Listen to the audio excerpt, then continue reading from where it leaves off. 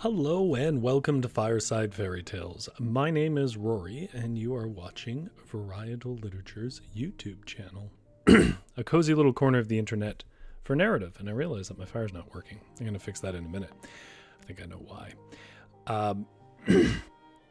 If you have never come to this channel before and you don't want to watch a man fix a fire video, then good news. Down in the description below, if you're not watching this live, there will be timestamps that jump you to the beginning of the story. We're only reading one story tonight because it's a bit longer, called The Widow's Son. Yeah, if you're not here live, then hey, there's a chat where you can catch up with some folks and talk about maybe the stories tonight. And I already see Jumstore, Tammy Morelli, GS, Uncle Kitty in there. It's good to see you folks again. I know everybody's been having sort of all at once a bunch of health concerns, so you are all in my thoughts. Thanks for letting us know. I see Jumpstore won't be here tonight because they got to work a double shift. Boo. But they are getting 3 bottles of peanut butter out of it, and that's great. All right. Well, I try to double this. It's already going well. Try to double up my tasks here while I fix my fire. I know where it is. Basically, I just changed. I moved a file over and I forgot that I moved a file over. Yeah, how are people doing in the heat? Obviously, it's well known that I'm not good with the heat.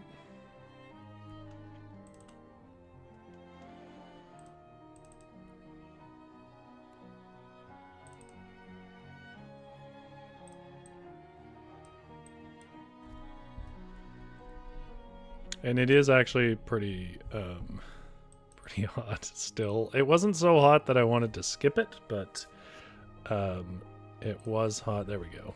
Fireplace. Oh, Lizzie Rose. Hello, Lizzie. You came here at perfect timing because I was fixing a problem with my stream. Lizzie says it's actually cooling off in the Midwest for once. It is cooler today than it was yesterday, but it's supposed to get very humid by the end of the week here. And we are a full-blown rainforest, although people don't tend to think of us that way. We are, and it shows. We get humidity, something fierce. Uncle Kitty said, is peanut butter common in Canada? It appears to be half unknown in parts of Europe. Yep, super common here. Yeah. Honestly, there aren't a lot of things that are American that we don't at least have some awareness of in Canada, but there is a lot of things that go the other way, I've found. Things that I would not expect. I mean, more famously now, ketchup chips. I don't understand why that wouldn't be a generally available thing, but for some reason it's only here. It's not really my thing either, but a lot of people I know like them.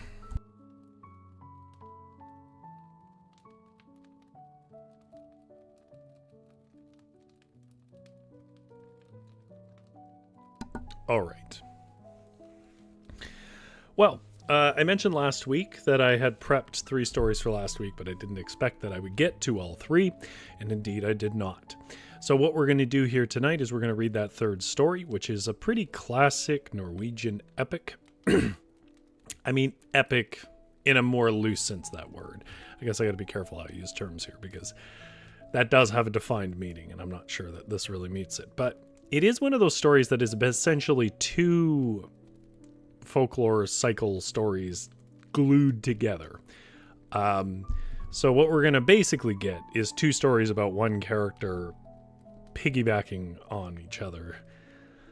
It's not the only one we've read like this. It's not the only one that's even had this sort of premise but it is an interesting feature to me. I guess, why is it interesting to me? It's not a thing that you would really see in modern writing outside of like television, right? So television, you get those kind of, this is an episode, and there is like maybe a bit of an arc between the episodes, but overall the episodes are pretty much just self-contained things about one person. And that's sort of what they read as to me, like sort of episodic stories. Uncle Kitty says, I was talking about peanut butter cookies in a chat, and several of my European friends were like, oh, what the hell is a peanut butter cookie? Oh, I don't know. I don't know about that. That's surprising. I mean, if nothing else, I feel like the name's pretty descriptive. What are you going to say that doesn't sound sarcastic to answer that question? It's a cookie made with peanut butter, man. What do you expect? Oh, it's a French souffle. Actually, we just call it a cookie. Are you guys crunchy or smooth? I'm a crunchy person. I do like texture in my food. They didn't know what snickerdoodles were either. That's more understandable to me because that's more explicitly like a southern thing. We do get them up here, but they're not super big. I don't know how big Nanaimo bars are down there either. Like, Nanaimo bars are really big here, but that's because Nanaimo is in this province. We invented it for a newspaper contest, but I think in the 70s. But I don't know. Is that a thing even in America? Lizzie Rose says smooth. I'm wasting time. It's something about the heat. It's something about the heat. I get, my brain starts wandering. So let's pretend that it's raining and it's nice and cool. Tammy says, I had a friend in high school in Spokane, Washington. Spokane? That would go up to Canada just for ketchup bar. Chips, wow. Lizzie Rose says, no what bars? So Nanaimo is a city on Vancouver Island, where Victoria is. If none of that means anything to you, that's fine. There's like, America to me is like 2 coasts, Alaska, Hawaii, and then a bunch of boxes. So I'm not going to judge anybody. But Nanaimo bars, there is a few variations on what this actually looks like, but it's a 3-layer bar, and the bottom layer is like a chocolatey kind of pressed crumble that is usually things like walnuts and coconut and stuff in it. There's a few different versions of what it can be, but you know it when you see it once you've had a classic version of it. The center layer is a kind of sweet, almost icing, almost custard. It has the consistency of icing, but it's a little more custardy in its actual implementation. And then the top layer is a pouring of chocolate, maybe about a couple of millimeters thick, that is chilled, sometimes swirled, but chilled, and then it's, it like cracks when you bite into it. It's a lot easier to see them in pictures of them. Uncle Kitty says they're called New York Slices, London Fog Bars, Prayer Bars, and Chocolate Squares here. That's so funny because they are definitively Nanaimo based. They came out of Nanaimo. I would have thought they would have kept that name, but all right then. They are quite good. I think Canada, it hasn't made a ton of contributions to food, but where it has, that's been quite good. Wow, we're even talking for 10 minutes. This is a folklore stream. Let's carry on. All right. Tonight's story comes to us from Asbjorn's. I was going to grab the book and I forgot. Again. I'm just going to do it. I'm not doing this 2 streams in a row.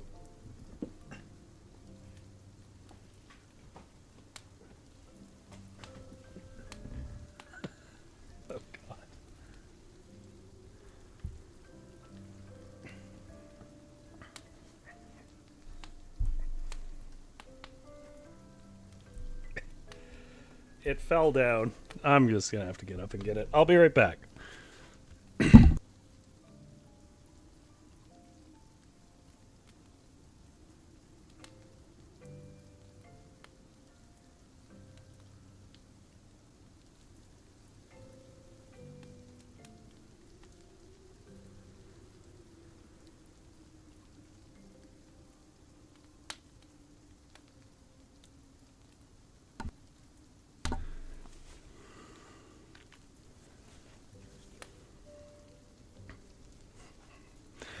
Tonight's story comes to us from The complete Norwegian folktales and legends of Asbjörnsen and Mo. This is the first volume of the book. This is the annotated version of the book. You can get this book translated by Simon Roy Hughes at a link in the pinned comment below once this video is no longer live. And you should. They're excellent books. All right. There was once upon a time a poor, poor widow who had only one son. She slaved away for the boy until he was confirmed before the parson. And then she told him that she could no longer feed him. He would have to go out into the world and earn his bread. So the boy wandered out into the world, and when he had walked for a day or so, he met a stranger. "Where are you off to?" asked the man. "I'm going out into the world to go into service," said the boy. "Will you serve me?"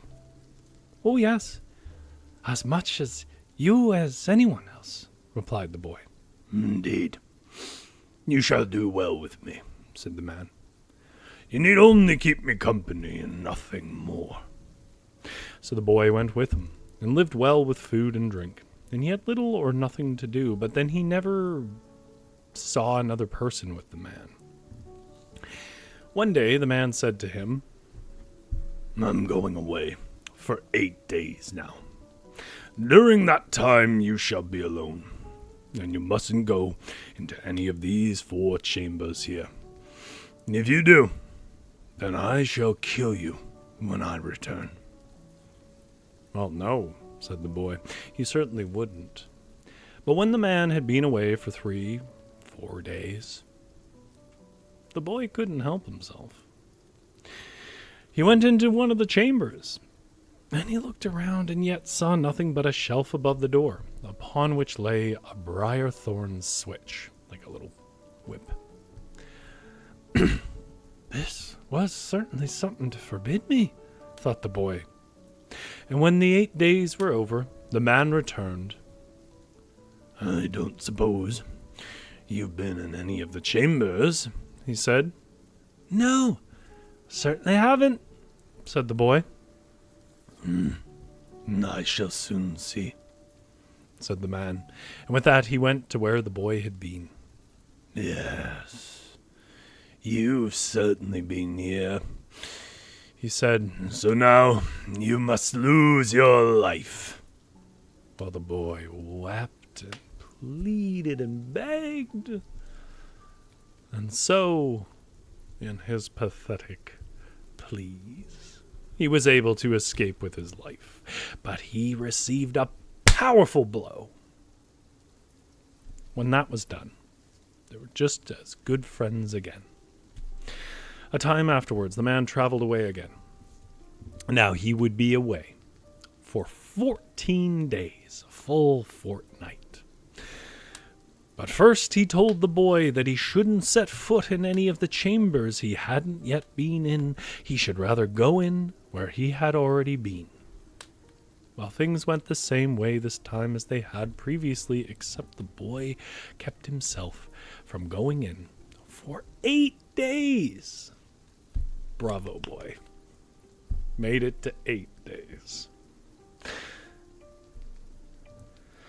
Inside the chamber, he saw nothing but a shelf above the door on which were a rock and a water jug. This was certainly something to be afraid of, thought the boy again. When the man came home, he asked him whether he had been in any of the chambers. Well, no, certainly not. The boy hadn't been there at all. Never even conceived of it. His shadow upon that floor. Funny to even mention it. Well, we shall soon see, said the man. As he had certainly been there, the man said, Indeed, now I shall not spare you any longer. You shall lose your life. But the boy wept and begged, pleaded for his life, and so he escaped with nothing worse than a beating this time, too. He was beaten as severely as he could have endured. And when he had recovered again, he lived as well as he had before. He and the man were just as good friends, and a time later the man should travel again. He would be away for 3 weeks. And so he said to the boy that if he went into the third chamber, well, there would be no point in thinking of living anymore. Well, when 14 days had passed, the boy made it to 14. But that was all he could do. He couldn't help himself any longer. He slipped in, of course, to that third room, but he saw nothing at all inside except a trap door in the floor. And when he lifted it, he looked inside and he saw a large copper vessel, whoop, whoop, whoop, whoop, whoop, bubbling and boiling, but he saw no source of heat beneath it.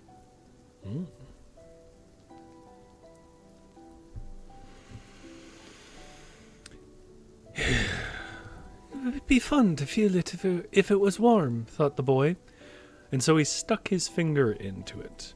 And when he took it out again, it was gilded all over. The boy rubbed and he washed around, but the gilding wouldn't come off, and so he tied the rag around the finger. Now, when the man came home and asked what was wrong with his finger, the boy said he'd cut himself. Actually, quite badly. Oof. But the man tore off the rag. And then he saw well enough what was wrong with the finger. At first he wanted to kill him, but after the boy had wept and begged again, he beat him so that he had to lie abed for 3 days. Better than death, though, I suppose. And then he took a horn down from the wall and smeared him with what was in it. And the boy grew completely well again. Pause for a footnote. He does not mean a musical horn. I think you probably know that, but at this time they would not have needed to make this clarification, but I do. He's not talking about kind of horn. He's talking about like an animal horn that's hollowed out. And they used to put grease in it, specifically for milking teats or some other things that might dry out or wear your hands. So that's what they're talking about, a kind of paste in a hollowed out like bull horn. I don't know if it's specifically bulls, but that's probably what we would picture. After a while, the man traveled away for the 4th time, and he wouldn't be returning for a month. So he said to the boy that if he went into the 4th chamber, then he mustn't even think of saving his life. The boy controlled himself for 1, 2, easy, even 3 weeks. But then he couldn't help himself again.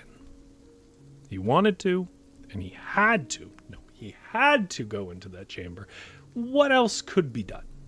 The door was there, he had to, and so he slipped right in to that 4th chamber. A great black horse stood tethered there with a trough of embers at its head and a manger at its tail. The boy thought this odd, and so he swapped them, putting the manger by its head, manger allowing him to eat. I think I do realize that it just occurred to me. We're so used to manger being like where baby Jesus was in that story. It's easy to forget that baby Jesus was in a like an animal stall, and a manger is like where you put hay for an animal. Putting the manger by its head. And then the horse said,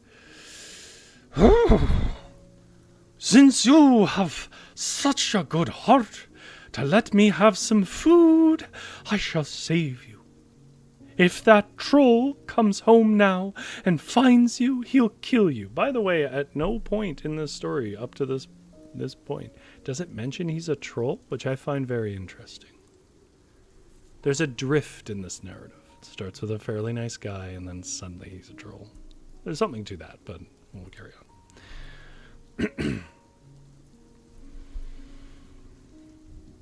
But go up now to the chamber that is directly above this one, and take a suit of armor from among those that hang there. You mustn't take one of the shiny ones, though.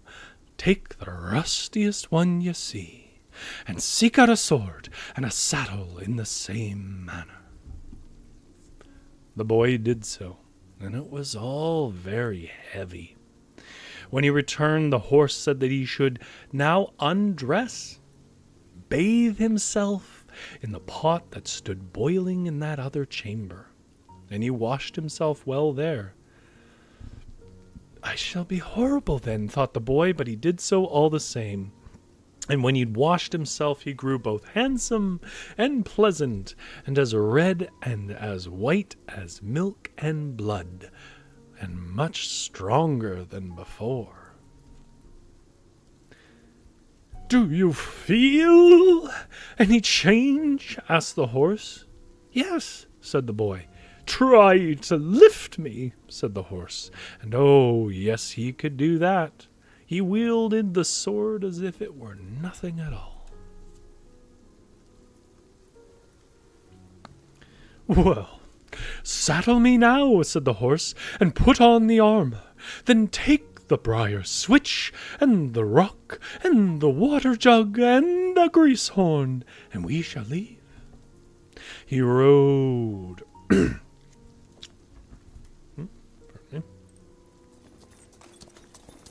for a while, and then the horse said, Oh, I think I can hear a rumbling. Look around you. Can you see anything? Many are coming after us. Probably a score, said the boy. Yes, that's the troll, that is. He's coming with this. They rode for a while more, until those who were following were close behind. They rode Throw the thorny switch behind you over your shoulder, said the horse, but be sure to throw it well away from me. And so the boy did so. He straight up and away through a huge the briar, and straight away up grew a huge, dense briar forest. Then the boy rode a long, long way again, and the troll had to go home for something with which hack his way through the forest. Now after a while the horse again said, Look behind you. Can you see anything now? Yes, a whole crowd, said the boy, as large as a church congregation. Indeed, that's the troll, that is. He has more with him this time. Throw the rock now, but be sure to throw it well. Oh, well away from me. And as soon as the boy did what the horse said, there was a large, large mountain that grew up behind him. And so the troll had to go home for something with which to hack his way through that mountain. And while the troll did this, the boy rode on a good way, but then the horse asked him to look behind again, and he saw a crowd like a whole gleaming army of war. Yes, said the horse, that's the troll. Now he has all of his with him. Empty the water jug out behind you now, but be careful. Don't spill any on me. Well, the boy did so, but he somehow spilled a drop on the reins. Then there was a great, great lake, much like the Great Lakes. And because of the drops he spilled, the horse stood far out in the water. Even so, that brave horse swam to land. And when the trolls came to the lake, they lay down to drink it dry, and they slurped it up until they burst.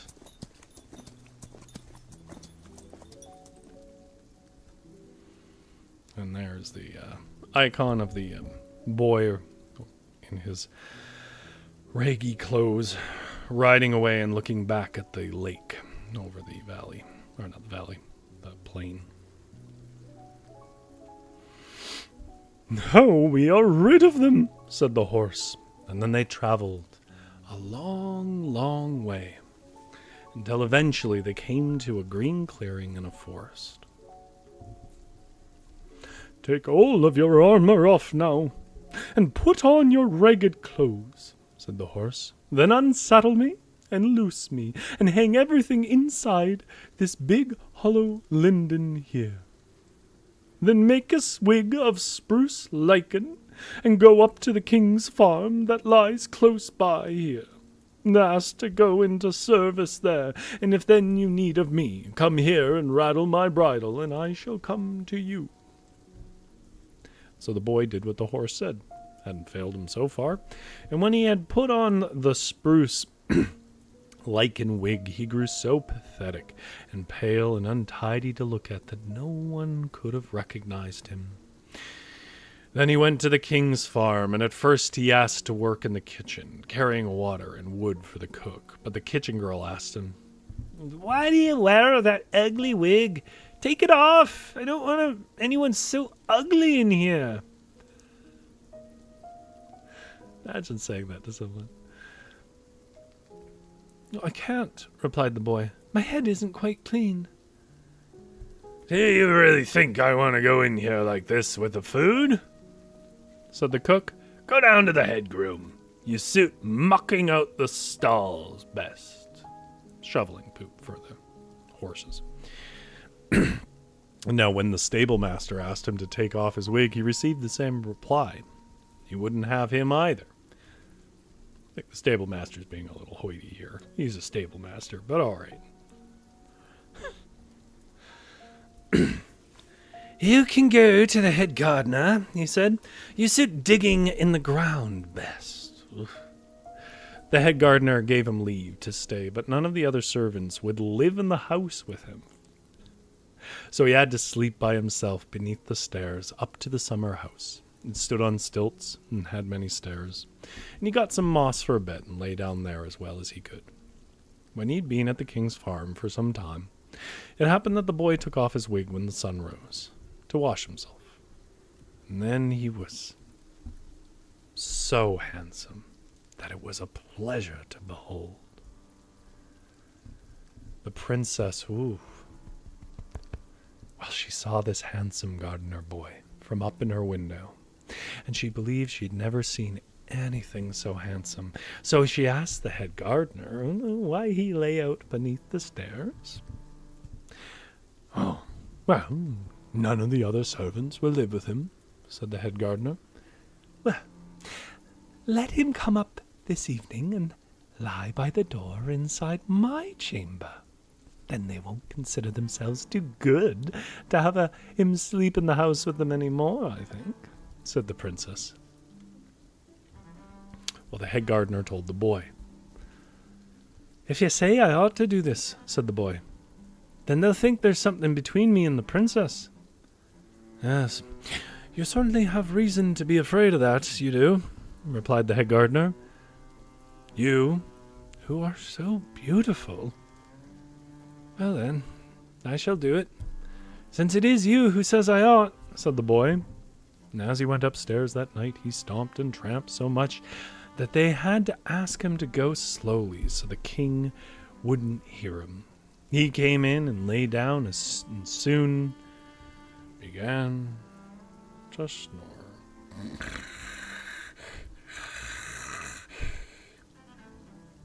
Well, the princess said to her maid, "Creep over and take his lichen wig off him."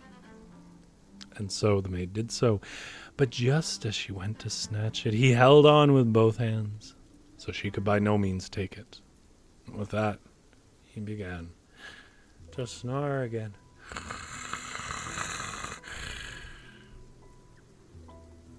The princess gave her maid a wink again, and then she snatched off that wig, and there the boy lay, as gorgeous and red and white as the princess had seen him in the morning sunshine. And from that time the boy lay every night in the princess's room. Now, it wasn't long before the king was asked about the gardener boy who slept in the princess's room every night, and he grew so angry that he nearly took the boy's life. He didn't, though, but cast him into the dungeon tower. Now, normally when this happens, we're not on the side of the guy. But I gotta say, this is some mighty suspicious behavior. I don't feel like this story is telling us the whole story. And he shut his own daughter in her room so that she was never allowed to come out, neither by day nor by night. No matter how she wept and begged for herself and the boy, it did no good. The king grew angrier instead. A time afterwards there was unrest and war in the land, and the king had to arm himself against another king who wanted the kingdom from him. And when the boy heard this, he asked the jailer to go to the king for him, and ask for armor and a sword, and leave to go to war with him. Well, everyone else laughed. When the jailer came on his errand and asked the king to find some old scrap for him to put on him, so they might have the fun of watching such a wretch go to war, this he got, and also a lame old horse that limped on 3 legs and dragged the 4th behind it. And then he went out to face the enemy. But they hadn't come far from the king's farm before the boy was stuck in a bog with his nag. Nag just being a name for a bad horse. There he sat spluttering and nodding. "Hey, will you get up? Hey, will you get up?" he said to the nag. And this was the source of much mirth for the others. And they laughed and made fun of the boy as they carried on past to war. But they had hardly passed before he ran to that linden tree and put on his armor and rattled the bridle as was agreed. And straightway the horse came and said, "You do your best, and I shall do mine." And when the boy came up behind, and the battle was already raging, the king was in a terrible bind. But just like that, the boy chased the enemy far away. The king and his folk wondered greatly who this might be who came to help him, but none of them came so close that they could even speak to him. And when the battle was over, he was gone. As they returned, well, the little boy was sitting in the bog, spluttering and nodding on his 3-legged nag. And then they laughed again. "No, look, here sits a fool still," they said. And the second day they went out, and the boy sat there still. They laughed again and made fun of him, a fixture of the landscape at this point, but they had hardly ridden past before the boy again ran to the linden, and everything went as it had the first day. Everyone wondered who this strange champion who had helped them was, but no one came so close to him that they could speak with him, and no one guessed it was the boy, you understand. And when they went home in the evening, well, they saw the boy sitting on the nag, and they laughed him to scorn. "Go home and to bed." And one of them shot an arrow at him, which hit him in the leg. And he began to scream and behave himself in such a manner that it was horrible to listen to. So the king threw him his kerchief so that he might tie it around his leg. When they went out again on the 3rd morning, the boy sat in the bog. "Hey, will you get up? Hey, will you get up?" he shouted to the nag. No, he'll sit there until he starves to death," said the king's folk as they rode past, laughing at him until they nearly fell off their horses. Well, they'd hardly passed before he ran to the linden again, and came behind them to the battle just when it mattered, and that day he killed the other king. And so, as it cleaved his head from the shoulders, so the war ended. At once. And when the battle was over, the king saw his kerchief that the strange champion had around his leg, and he easily recognized him. And they took him between them to the king's farm, and the princess saw him from up in her window and was so glad you never would believe it. "Here comes my sweetheart too," she said. Then the greasehorn came forth, and first he smeared it on his own leg, and then on all the wounded, and all of them recovered in a moment. And then he got the king's daughter for his wife. Now, when he came down to the horse in the stable on the day of the wedding, it was sad where it stood, hanging its ears, and it would by no means eat. When the young king, for now he was a king, had received half the kingdom, he spoke to him and asked what the matter was. And the horse said, "Oh, take your sword and chop off my head." No, "I shall by no means do so," said the new king, "but ye shall have everything you want, and always live in stateliness."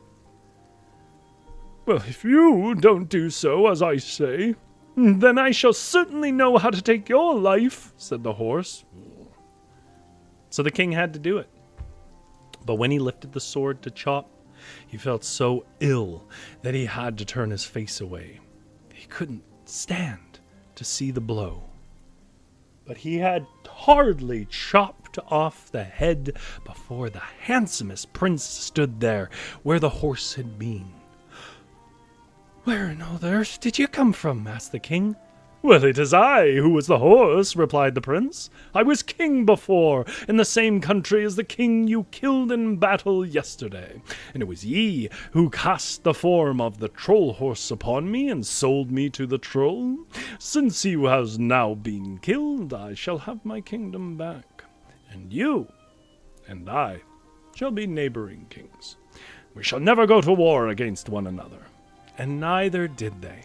They were friends for as long as they lived, and the one came quite often to visit the other.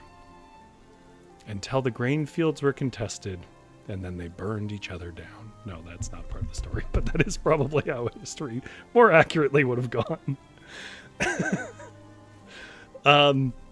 Why are people in these stories always so mean? Lizzie Rose says. I just think it's probably accurate.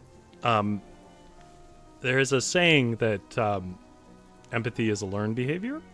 Well, there's a few variants of it, but I've also seen like civility as a learned behavior. But, there is a connection between, it's not always a one-to-one, but there is a somewhat reliable connection between like the better educated and aware a person is of the world, the more likely they are to have like empathy for things. It's not education. That's the wrong way to put it. Awareness is the point. I think in a lot of these older times where it's like, what did you know? Your farm and the brutal wilds and whatever else. I think there probably was just a lot of cruelty around. Empathy is its own sort of intelligence, and it just wasn't very developed for a long time.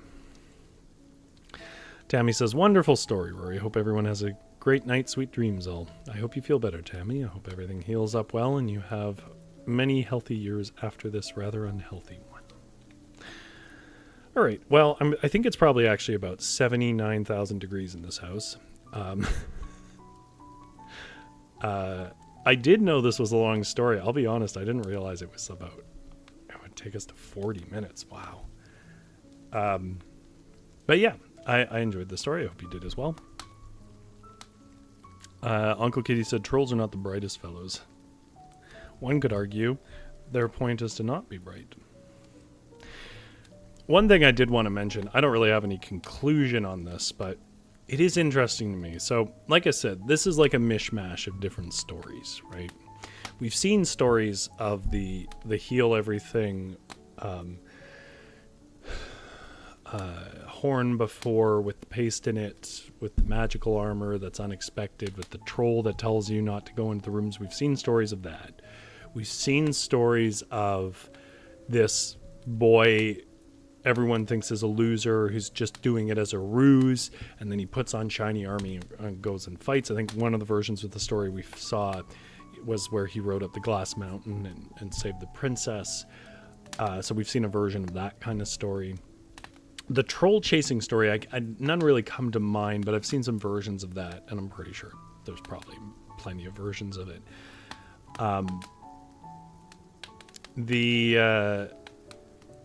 Yeah, I mean, it's like it's a mishmash of all these different kind of traditions tied to this one boy.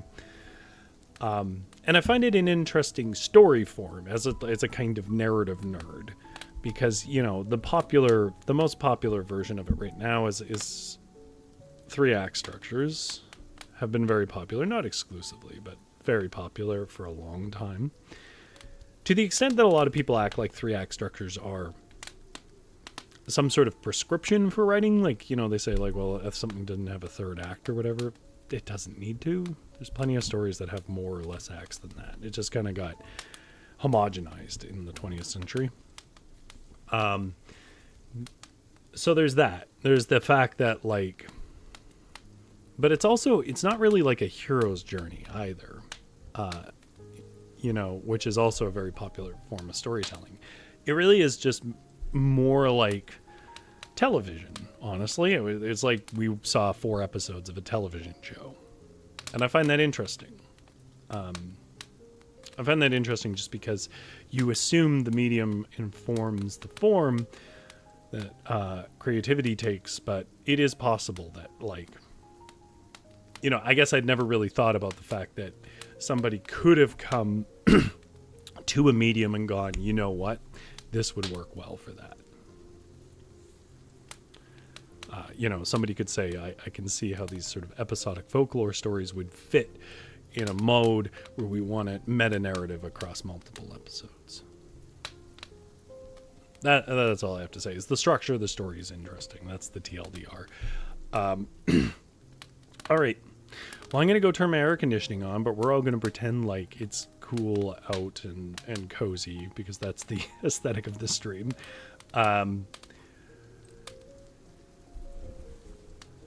To that end, thank you everybody for joining in and chatting about the story. I'm glad you enjoyed it. Thanks a lot for keeping me company, Uncle Kitty, GS, Lizzie Rose, later, Jum Store, I'm sure, Tammy Morelli, and anybody out there who is lurking. As for me, nope, I already said that. As for me, I'll keep the fire warm. And by that, I mean my air conditioning. You folks have a good sleep.